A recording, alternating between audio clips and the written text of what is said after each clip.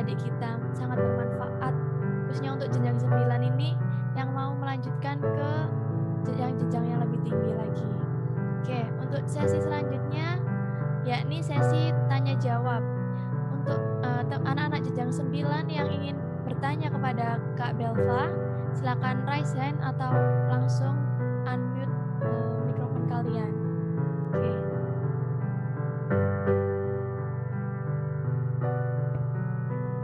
Oh ya, sebelumnya mungkin Kak Belva ini baru melihat saya. Perkenalkan Kak Belva, saya Ustadzah Dewi.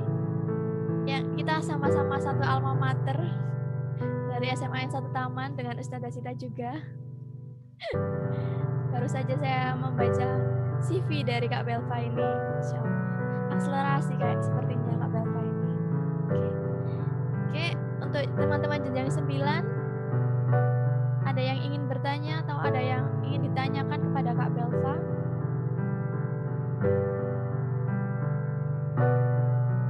Saka, Ustazah. Oke, Mbak Saka. Tadi kan Mbak Belva bilang ya kayak sering dapet omongan dari orang-orang kok tumben nilainya segini gitu kan Kak ya. Nah saya juga pernah sering ngerasa kayak gitu Kak. Jadi ketika saya sudah menerima, orang tua juga udah menerima, pas keluarga besar malah yang rempong Kak. Nah cara menanggapi orang-orang yang kayak gini tuh kayak gimana? Oke. Ini boleh langsung dijawab Ustazah? Oke, monggo Kak Belva. Ini malah keluarga besarnya ya yang rempong? Atau gimana tadi? Keluarga besar sama tetangga-tetangga Kak. Oh iya, oke. Mungkin kalau dari keluarga besar saya sendiri belum pernah merasakan, lebih banyak dari teman-teman ya. Dan mungkin untuk menghadapi teman-teman itu emang lebih gampang karena kalau dibilang maksudnya ya kadang kepikiran terus, tapi terus kadang kita ngelihat ke teman kita juga ya mungkin mereka maksudnya baik gitu loh, mau meningkatkan dari kayak kita tuh nanti ke depannya kayak gimana. Cuman kan kadang emang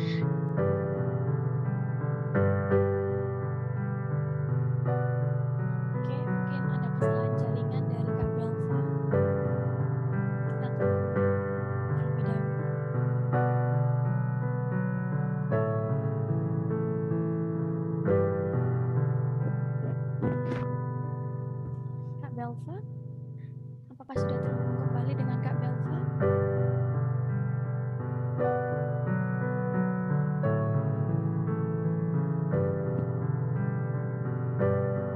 Oke, kita tunggu ya anak-anak sambil menunggu Kak Belva.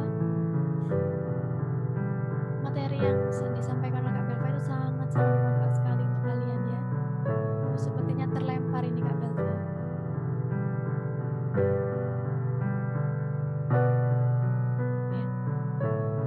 Ustazah tahu bagaimana kesan kalian setelah mendapatkan materi dari Kak Belva ini. Silahkan, ada yang mau menyampaikan?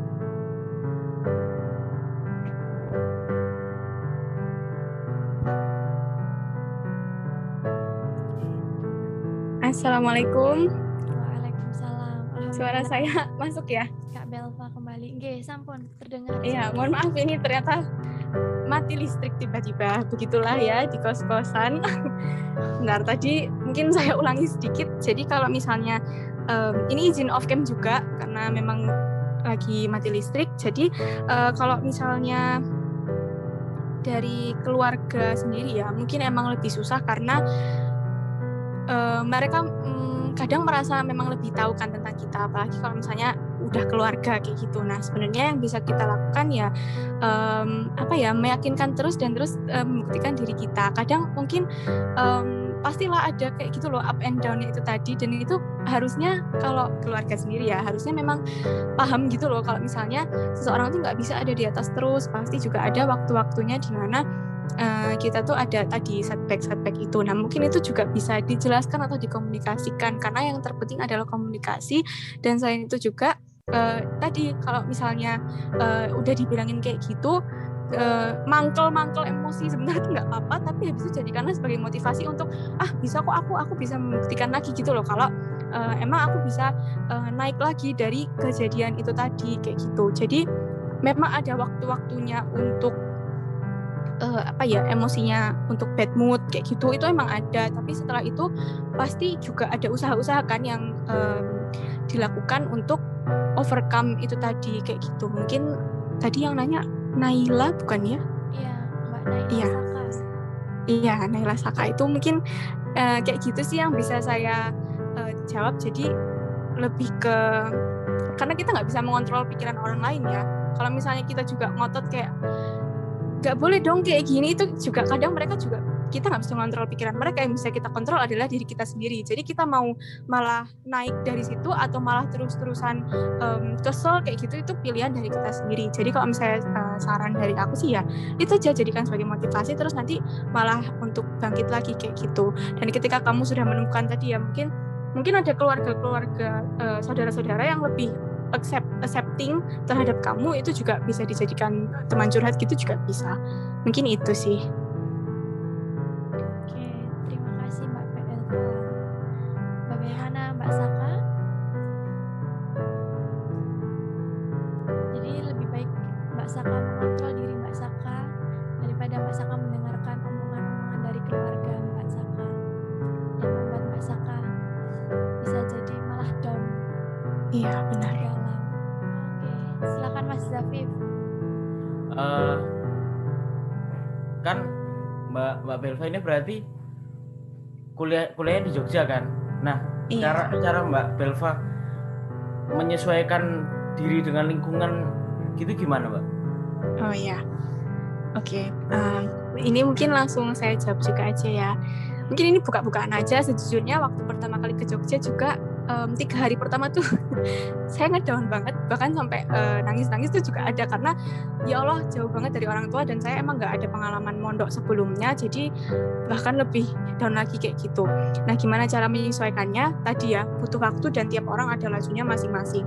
Kadang tuh saya lihat teman saya, dia langsung bisa kayak hangout sama teman-temannya, terus langsung bisa menyesuaikan dengan lingkungan yang emang benar-benar baru kayak gitu, sedangkan saya butuh waktu yang lebih lama, bahkan mungkin sampai setahun juga ada, dimana setahun itu benar-benar saya harus terus-terusan mendorong diri saya sendiri supaya jangan sedih terus, ya Allah, jangan, kamu harus termotivasi, ini kan juga keinginanmu gitu loh. Jadi mungkin kalau yang bisa saya sampaikan itu kembali ke prinsip tadi lagi, kan tadi ada prinsipnya jangan goyah kayak gitu ya. Kalau misalnya emang udah ingin mendapatkan sesuatu, itu pasti nanti lama-lama juga ikhlas gitu loh dalam menjalaninya kayak gitu. Nah, yang kedua juga mungkin harus enjoy. Mungkin tadi butuh waktu untuk enjoy itu, tapi lama-lama kalau kalian menyesuaikan diri kalian dan menemukan orang-orang yang tepat untuk diajak ngobrol, untuk diajak berdiskusi, karena menurut saya itu social support emang penting banget ya untuk mengangkat. Terus itu juga bisa membantu kalian untuk beradaptasi di lingkungan yang baru. Selain itu, kalau lingkungan yang baru kayak gini kan komunikasi sama keluarga juga jangan terputus. Jadi saya tetap sering kayak ngobrol sama adik, ngobrol sama mama papa, itu juga cukup sering, dan itu memang membantu juga. Jadi saya menyesuaikan diri di Jogja mungkin tadi ya waktunya juga agak lama kok, nggak mungkin ada yang berpikir kayak paling cepet nggak sampai sebulan juga udah srek di sana, enggak. Jadi bahkan sampai sekarang pun, ini kemarin saya baru balik ke Jogja itu seminggu yang lalu, itu juga ada lagi gitu loh. Jadi habis pulang, udah pulang lama, balik lagi itu juga pasti ada lagi rasa-rasa kayak ya Allah mau pulang kayak gitu tuh pasti ada. Cuman itu tadi ya, jadi kalian balik lagi ke prinsip awal, sama pastikan kalian harus itu tadi enjoy, karena sesuai juga sama goal kalian kan. Memang semua harus disesuaikan dengan goal. Kalau misalnya ya alhamdulillah banget nih udah masuk ke kedokteran, terus aku juga enjoy sama materinya, cuma mungkin lingkungannya aja yang perlu disesuaikan kayak gitu. Jadi untuk penyesuaian juga kalian pertimbangkan apa sih sebenarnya yang perlu disesuaikan, bagian mananya, apakah dari lingkungan pertemanannya atau apakah dari lingkungan kuliahnya itu sendiri. Itu mungkin harus dipertimbangkan dan juga bisa diomongin dengan teman-teman terdekat dan keluarga itu tadi gitu. Jadi semuanya emang berproses. Mungkin itu sih yang bisa saya sampaikan, tergantung orangnya juga. Oke, terima kasih Kak Belva. Untuk Mas Zafif, jadi semua itu membutuhkan proses ya Mas Zafif. Iya. Tidak mudah untuk jauh dari orang tua, apalagi Jogja, cukup jauh itu ya, karena harus naik kereta. Bagaimana Mas Zafif? Saka mau tanya lagi, Zara. Oh iya, Mbak Saka, silakan Mbak Saka. kalau mau masuk kedokteran nih Kak, itu yang dipersiapin apa aja sih? Soalnya aku ada saudara, nah dia ini kayak dipaksa orang tuanya buat masuk kedokteran, tapi dia tuh cuman kayak pinter ngafalnya aja. Kalau untuk kayak praktek-prakteknya dia itu kurang. Gitu. Iya. Bismillah, saya jawab ya. Jadi kalau misalnya tadi atas dasar paksaan itu biasanya berakhirnya juga kurang maksimal kayak gitu, karena tadi ya komunikasi itu penting. Kalau misalnya ternyata orang tuanya memforsir terus untuk masuk kedokteran padahal ternyata anaknya juga nggak mau, ya nggak bisa. Maksudnya nanti kuliah itu kan maksudnya nanti prospeknya lebih ke kerja ya. Nah ketika kerja itu kan juga kalian nggak ya cuma dapat gelar terus pokoknya aku dokter kayak gitu tuh nggak bisa gitu loh. Jadi memang harus diseimbangkan antara tadi teori dan juga praktek. Nah kalau misalnya atas dasar paksaan itu akan kurang maksimal kalau misalnya anaknya juga belum ikhlas. Kalau misalnya belum bisa ikhlas tuh biasanya nanti semakin goyah di jalan kayak gitu. Karena teman saya juga ada yang dia tuh akhirnya pun keluar karena di kedokteran itu emang bukan bidang yang ingin dia tekuni kayak gitu. Nah sebenarnya yang harus dipersiapkan tuh apa sih ya? Yang pertama tadi ya, kalau niat dan goalnya tuh emang mau ke sana kayak gitu. Terus yang kedua belajarnya juga kalau sebenarnya sama aja sih belajarnya sama yang lain, karena nanti tes untuk masuk ke sananya juga sama, tapi nanti mungkin di kedokterannya sendiri itu pembelajarannya itu berbeda. Kalau yang saya tahu ya di fakultas atau kuliah lain itu belajarnya masih sama kayak gini. Jadi ada guru yang menjelaskan terus kita duduk diam mendengarkan, kalaupun ada yang mau bertanya silakan bertanya kayak gitu. Tapi kalau di kedokteran itu skill berbicara itu sangat penting. Nah ini dulu aku yang emang gak bisa ngomong sama sekali, itu juga bersyukur banget karena bisa public speaking di SMP SMA, karena di kedokteran itu kita belajar sendiri. Maksudnya ada dokternya yang membimbing di suatu forum kayak gitu, tapi kita tiap kelas itu hanya 10 orang. Terus kita ngomong sendiri tentang bahas suatu kasus, di mana itu nanti ditunjang dengan teori-teori yang ada. Kayak gitu. Jadi yang harus dipersiapkan ya skill komunikasi itu tadi, balik lagi, sama juga meskipun kayak gitu tetap ada apa itu namanya, kuliah yang biasa, yang kayak sekolah biasa itu juga tetap ada. Selain itu juga yang harus dipersiapkan adalah dari mungkin kalau untuk praktek memang soft skill itu diperlukan. Kalaupun misalnya nggak bisa, itu memang banyak bantuan, misal bisa bilang ke dokternya, bisa bilang ke teman-teman juga, itu akan dibantu. Terus di kedokteran itu juga biasanya ada memang alat-alat untuk latihannya sendiri kan. Nah itu banyak latihan, banyak berproses itu tadi. Jadi mungkin yang dipersiapkan itu sih.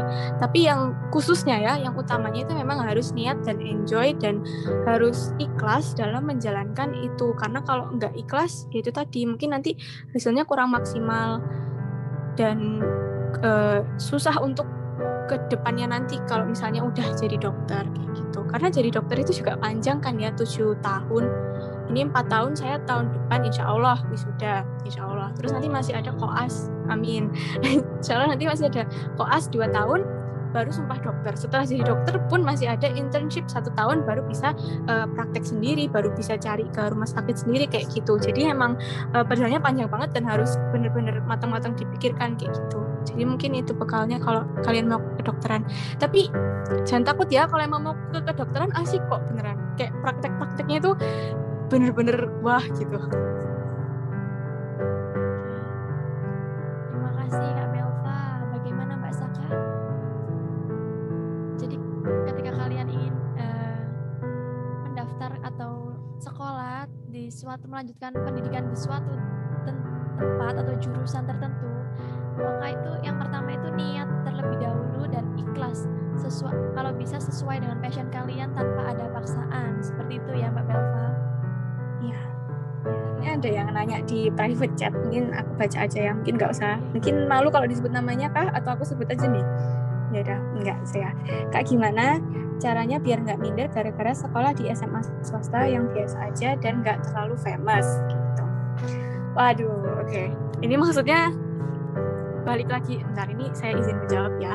Sebenarnya waktu awal, kalau aku kan masuk ke SMA negeri kan dulu dibilang kayak yang prestis gitu, tapi sebenarnya tuh enggak. Maksudnya tadi ya tergantung, balik lagi tiap jenis SMA itu pasti ada kelebihan dan kekurangan masing-masing.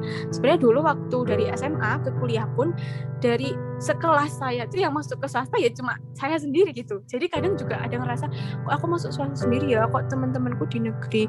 Tapi itu tadi balik lagi, buktikan kalau bahkan di SMA itu pun itu bisa memfasilitasi dari passion kalian dan bisa membawa kalian ke goal kalian kayak gitu. Jadi nggak perlu minder, nggak perlu membanding-bandingkan dengan SMA lain, tapi fokus ke jalur kalian tuh mau kemana kayak gitu. Nah bahkan kalau di kuliah ini, meskipun tadi ya saya mungkin nggak kayak teman-teman saya yang masuk negeri lah, terus ini itulah, tapi ternyata bisa juga berprestasi gitu loh di si yang swasta ini. Bahkan rasanya kalau saya masuk ke yang negeri, mungkin saya nggak bisa sampai di sini kayak gitu. Jadi minder tadi ya itu nggak apa-apa. Mindernya itu dijadiin, balik lagi ke motivasi, dijadiin teman aja kayak gitu. Terus ya sebenarnya bisa membantu dari perkembangan kalian sendiri kayak gitu. Jadi selama kalian udah yakin kalau oh ini itu sebenarnya aku bisa kok terfasilitasi di sini, aku nggak perlu ke SMA negeri, aku nggak perlu ke tempat-tempat lain, dari sini pun bisa aku berhasil kayak gitu. Nah itu mungkin bisa membantu untuk mendorong kalian juga biar udah nggak minder lagi kayak gitu. Jadi pasti ada fasenya, tapi harus bisa kayak gitu. Makanya berpikirlah kepada diri sendiri bahwa semua itu bisa dilalui kayak gitu. Terima kasih Kak Belva. Mungkin yang malu-malu bisa tanya ke Kak Belva via room chat, nanti biar Kak Belva dibacakan oleh Kak Belva, atau bisa ke saya, nanti bisa bacakan. Ada dari Ustazah Sita. Ya, di tengah-tengah padatnya jadwal dan tugas kuliah, aku masih sempat bikin konten. Itu gimana cara bagi waktunya? Ya, jadi sebenarnya saya kan suka ini ya, baca buku, dan kadang untuk dari buku itu saya buat konten juga di Instagram dan YouTube kayak gitu. Tapi sebenarnya kalau untuk yang di YouTube sekarang juga udah jarang karena belum ada waktu lagi kayak gitu. Nah sebenarnya ya tadi pinter-pinter membagi waktu. Biasanya kalau misalnya emang lagi pingin bikin yang tadi ya tentang novel-novel itu, berarti emang harus menyempatkan waktu. Jadi intinya pinter-pinter membagi waktu. Misal nih Senin sampai Jumat kuliah kayak gitu, terus Jumat malam kan nggak ngapa-ngapain nih. Kadang kalau misalnya mau keluar sama temen, ya nggak apa-apa keluar sama teman. Terus habis itu besoknya misal aku luang kayak gitu, berarti bisa diisi dengan hal-hal lain, misal buat konten kayak gitu. Tapi kalau misalnya itu juga tergantung ini kadang tergantung mood juga sih Ustazah. Kayak misalnya kalau hari ini ternyata minggu ini capek banget, berarti ya udah nggak usah buat dulu kayak gitu. Jadi intinya ada waktunya itu benar-benar dibagi buat hal-hal yang ingin dilakukan kayak gitu. Tadi mungkin bisa dibantu juga sama yang matrix time management itu. Kalau misalnya lagi ada waktu ya disempetin untuk tadi melakukan hal-hal yang disenangi. Kalau misalnya nggak ada waktu ya udah fokus dulu, dan nanti yang hal-hal disenangi itu malah bisa jadi reward sendiri gitu, karena wah udah aku bisa mereward diriku sendiri, karena self reward itu juga diperlukan. Mungkin kayak gitu. Terima kasih Kak Belva. Kak Belva, ini saya mau bertanya. Kalau anak-anak tidak ada yang bertanya, saya saja yang bertanya. Kak Belva ini kan jurusan kedokteran ya. Iya. Persiapan nilai atau materi-materi yang dipelajari ketika SMA itu apa saja, selain mungkin kan Kak Belva ini pastinya kan dari jurusan IPA ya. Nah itu persiapannya untuk ke jenjang kuliah atau kedokteran ini, bagaimana cara belajar Kak Belva ini? Oh ya, baik Ustazah, saya izin menjawab. Jadi kalau misalnya dulu kan di kelas akselerasi itu emang fokus banget ke akademik, terus ya berarti yang dipelajari emang yang lebih ke arah sana. Nah dulu sebenarnya saya juga nggak ada les dan semacamnya kayak gitu. Jadi mungkin emang kalau untuk ke PTN rasanya kurang maksimal. Dulu yang saya rasakan memang kurang maksimal karena saya nggak les, sedangkan teman-teman yang lain kayak ada yang bimbel, ada yang macam-macam kayak gitu. Tapi itu nanti kembali lagi ke kalian, menurut kalian butuh les atau enggak, itu juga tergantung, maksudnya balik lagi. Terus kalau untuk persiapan yang lain mungkin emang lebih banyak latihan soal sih Ustazah. Jadi dulu waktu mau kayak tes ke atas itu kan, sekarang kalau misalnya UN tuh nggak dipakai ya, jadi yang dipakai itu malah cuma tes yang kayak buat SBM aja. Bahkan sekarang namanya beda deh kayaknya, UTBK kalau nggak salah. Nah itu banyak-banyak latihan soal, mungkin dapat soal dari kakak kelas, atau misalnya ada soal-soal yang didapat dari Google gitu juga bisa dibuat latihan. Terus dulu mungkin kan pasti ada nih kalau misalnya mau masuk jurusan tertentu, tapi ternyata ini mungkin satu tips ya, kalau misalnya kalau bisa ya berarti semuanya emang diforsir, maksudnya semuanya bisa dikerjain dengan baik dan benar. Tapi kalau kayak saya nih, saya memang dari bidang fisika tuh lemah banget, kayak emang nggak kurang bisa kayak gitu. Berarti malah diperbaikinya, kalau misalnya ini fisikanya nggak bisa, berarti yang lain harus ditambah lagi. Jadi kayak gitu. Jadi kalau misalnya emang nggak bisa rata, berarti yang lain harus diberatin sedikit. Misalnya di kimia biologinya diberatin, di matematikanya juga diusahain diberatin kayak gitu. Itu kalau misalnya mau tes kayak gitu sih. Terus kalau misalnya kalian ada dari bidang-bidang yang lain, misal bidang non-akademis atau sering ikut lomba gitu, sebenarnya itu juga bisa dijadiin bekal buat ke kuliah kan. Jadi kalau emang banyak-banyak ikut lomba, terus udah banyak menang kayak gitu, justru bisa kelewat yang jalur prestasi, itu juga bisa digunakan sebagai bekal kalian ke kuliah kayak gitu. Oke, terima kasih Belva. Kak Belva, ini saya mau bertanya. Kalau Iya, anak-anak tidak ada yang bertanya, saya saja yang bertanya. Kak Belva ini kan jurusan kedokteran ya. Iya. Persiapan nilai atau materi-materi yang dipelajari ketika SMA itu apa saja? Selain mungkin kan Kak Belva ini pastinya kan dari jurusan IPA ya. Nah itu Iya. persiapannya untuk ke jenjang kuliah atau kedokteran ini, bagaimana cara belajar Kak Belva ini? Oh ya, baik Ustazah, saya izin menjawab. Jadi kalau misalnya dulu kan di kelas akselerasi itu emang fokus banget ke akademik. Terus ya berarti yang dipelajari emang yang lebih ke arah sana. Nah dulu sebenarnya saya juga nggak ada les dan semacamnya kayak gitu. Jadi mungkin emang kalau untuk ke PTN rasanya kurang maksimal. Dulu yang saya rasakan memang kurang maksimal karena saya nggak les, sedangkan teman-teman yang lain kayak ada yang bimbel, ada yang macam-macam kayak gitu.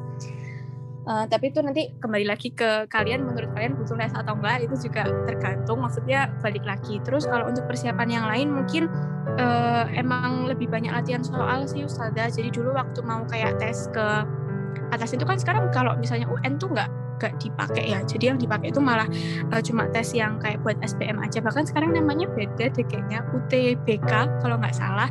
Nah itu banyak-banyak latihan soal, mungkin dapat soal dari kakak kelas, atau misalnya ada soal-soal yang didapat dari Google gitu juga bisa dibuat latihan. Terus dulu mungkin kan pasti ada nih kalau misalnya mau masuk jurusan tertentu, tapi ternyata ini mungkin satu tips ya, kalau misalnya kalau bisa ya berarti semuanya emang diforsir, maksudnya semuanya bisa dikerjain dengan baik dan benar. Tapi kalau kayak saya nih, saya memang dari bidang fisika tuh lemah banget, kayak emang nggak kurang bisa kayak gitu. Berarti malah diperbaikinya, kalau misalnya ini fisikanya nggak bisa, berarti yang lain harus ditambah lagi. Jadi kayak gitu. Jadi kalau misalnya emang nggak bisa rata, berarti yang lain harus diberatin sedikit. Misalnya di kimia biologinya diberatin, di matematikanya juga diusahain diberatin kayak gitu. Itu kalau misalnya mau tes kayak gitu sih. Terus kalau misalnya kalian ada dari bidang-bidang yang lain, misal bidang non-akademis atau sering ikut lomba gitu, sebenarnya itu juga bisa dijadiin bekal buat ke kuliah kan. Jadi kalau emang banyak-banyak ikut lomba, terus udah banyak menang kayak gitu, justru bisa kelewat yang jalur prestasi, itu juga bisa digunakan sebagai bekal kalian ke kuliah kayak gitu.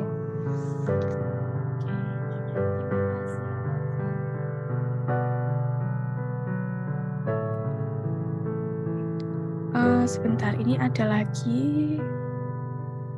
Oh ya, buat buat adik-adik yang mau masuk negeri, motivasi masuk kelas akselerasi dulu apa? Terus setelah bisa masuk kelas aksel, tantangannya apa saja dan bagaimana cara menghadapinya? Ya, ini mungkin buat yang mau masuk negeri terus mungkin pingin ke aksel ya. Jadi ke aksel dulu motivasinya sebenarnya apa ya? Kan ini dari SMA tuh saya udah mikir mau ke kedokteran kan. Dimana kedokteran itu lama banget. Jadi sebenarnya salah satu motivasinya adalah untuk mempersingkat dari waktu itu tadi. Tapi balik lagi kalau misalnya saya pinginnya emang lajunya yang lebih cepet kayak gitu. Jadi nanti SMA-nya 2 tahun sehingga kepotong juga waktu sampai nanti jadi dokternya kayak gitu. Tapi mungkin motivasi yang lain kalau misalnya lihat kelas Aksel tuh kayak emang lebih kelihatan lebih mantep aja gitu di akademiknya, jadi mungkin itu bisa juga dijadiin motivasi. Jadi memang tergantung goal saya dulu kayak emang fokus banget gitu ke akademik dan pengen masuk pokoknya kedokteran kayak gitu. Jadi mungkin dari kelas Aksel itu bisa memfasilitasi dari keinginan saya itu tadi. Terus tantangannya apa? Tantangannya mungkin emang lebih sibuk karena dulu itu kayaknya pulangnya awalnya lebih sore gitu kan. Jadi dulu tuh masuk pas tahun pertama itu Senin sampai Sabtu dan Sabtunya itu pulangnya lebih lama daripada kelas yang lain. Tapi setelah itu SMA itu semuanya jadi full day disamaratakan, jadi pulangnya juga nggak sesore itu. Selain itu juga di kelas Aksel ada semacam di SMP itu masih ada upgrading nggak ya Ustazah? Ya, jadi kalau misalnya di kelas Aksel tuh masih ada upgrading kayak gitu, sedangkan di kelas yang lain tuh belum dapat upgrading. Terus kita juga dimudahkan buat masuk ke ikut olimpiade dan lomba kayak gitu. Itu kalau di kelas akselerasi. Mungkin itu kelebihannya ya. Terus kalau kekurangannya emang jadi kurang waktu untuk mainnya, dan kita kayak dulu kan kelas akselerasi itu cuma 1. Nah, kurang tahu kalau sekarang apakah ada banyak atau gimana, dan itu emang kurang bisa bersosialisasi dengan teman-teman yang lain karena kita kayak asing juga kalau misalnya mau diikutin angkatan yang sejajar itu wisudanya duluan, tapi kalau misalnya mau diikutin angkatan yang atas tuh kita juga bukan angkatan mereka sebenarnya kayak gitu. Jadi mungkin ribetnya tuh ada di situ, kayak sebenarnya kita ini masuk mana ya, terus kalau misalnya mau temenan tuh juga kadang sungkan karena emang jadwalnya yang udah beda. Terus kita juga dulu kan nggak disuruh buat ikut organisasi gitu loh, disuruh fokus aja di kelas. Mungkin itu dari tantangannya, tapi memang tadi banyak kelebihan yang didapatkan yang tergantung dari keinginan saya itu tadi. Mungkin itu sejak pandemi belum ada upgrading ya. Kalau misalnya dulu itu kelas 9 itu ada upgrading buat menyiapkan ke UN dan lain-lain kayak gitu. Terus kalau ya di Aksel juga ada mungkin itu. Terus cara ngadepinnya mungkin ya itu tadi, maksudnya selama masih ada support juga dari teman-teman sekelas tuh ya lancar-lancar aja sih. Terus dibalas dendaminnya di kuliah kalau saya tuh. Jadi kalau misalnya di SMA aku nggak bisa main, aku nggak bisa organisasi, ya udah nanti di kuliah tadi membagi waktunya harus benar. Terus ya udah akhirnya saya bisa alhamdulillah ikut beberapa organisasi juga, dan juga daftar jadi asisten lab kayak gitu. Mungkin hal-hal yang belum bisa dirasakan di SMA bisa dirasakan di kuliah kayak gitu. Masya Allah sekali ya Mbak Belva, sudah dipersiapkan jangka panjang untuk ke kedokteran ini, sampai di planning saya harus akselerasi biar mempersingkat waktu saya untuk menjadi dokter. Insya Allah. Alhamdulillah. Terima kasih Kak Belva. Iya. Ada yang mau tanya lagi untuk anak-anak jenjang 9? Saya lagi. Oke, silakan Mas Zafir. Gimana caranya Mbak Belva itu menemukan kalau passionnya Mbak Belva itu ada di kedokteran gitu, akhirnya memilih fakultas kedokteran? Karena kan banyak dari kita yang masih bingung gitu, sukanya banyak tapi nanti jurusannya akhirnya malah salah kan ya, eman juga gitu. Gimana? Iya, terima kasih pertanyaannya. Ini pertanyaannya sangat bagus.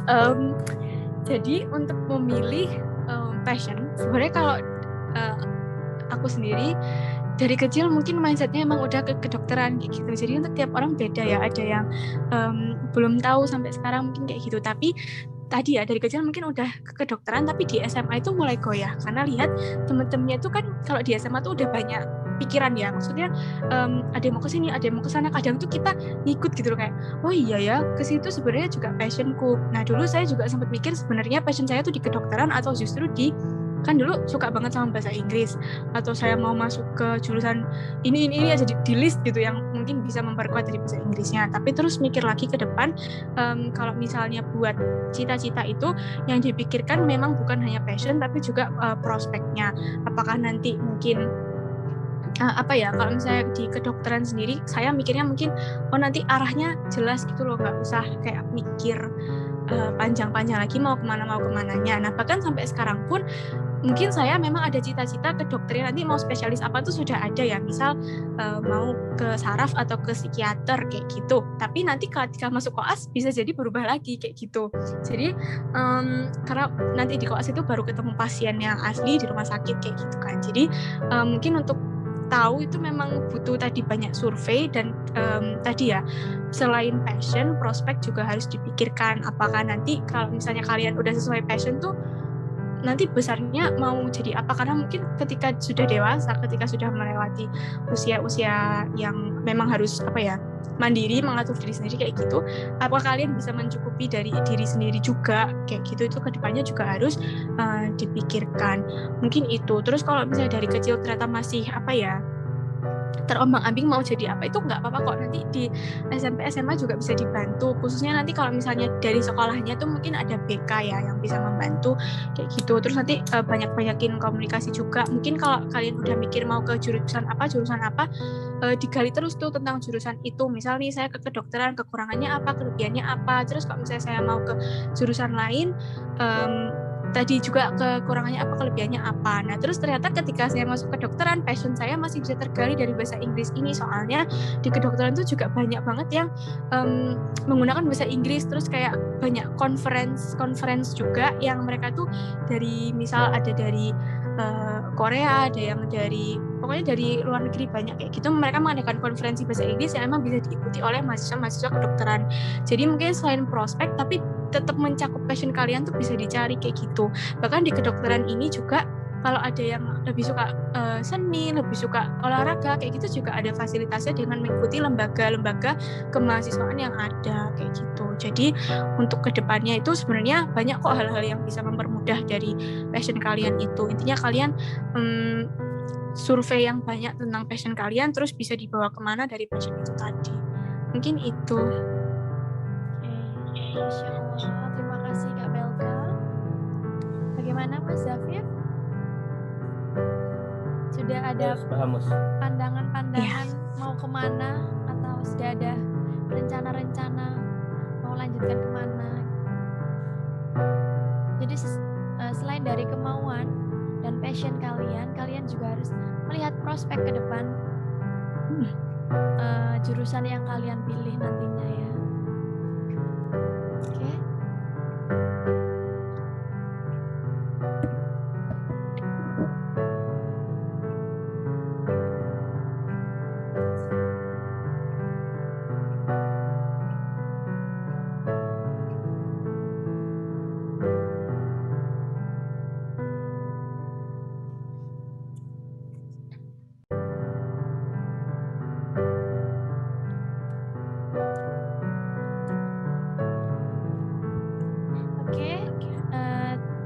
Terima kasih kepada Kak Belva atas materi yang diberikan dan sharing-sharing kepada anak-anak jenjang 9.